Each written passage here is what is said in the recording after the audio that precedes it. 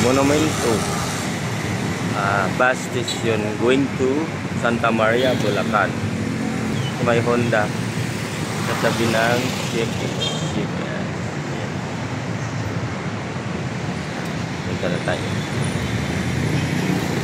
Natawid na tayo.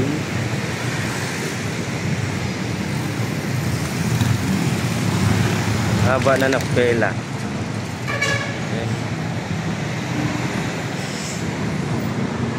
Puntang monumento. Ngayon ay 7 o'clock na sa gabi. Ayan.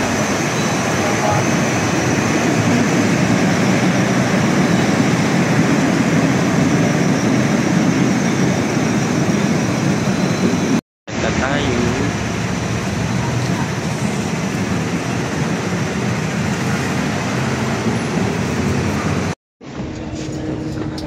Nasa 125 hanggang 190 pesos ang market price sa kada kilo ng baboy.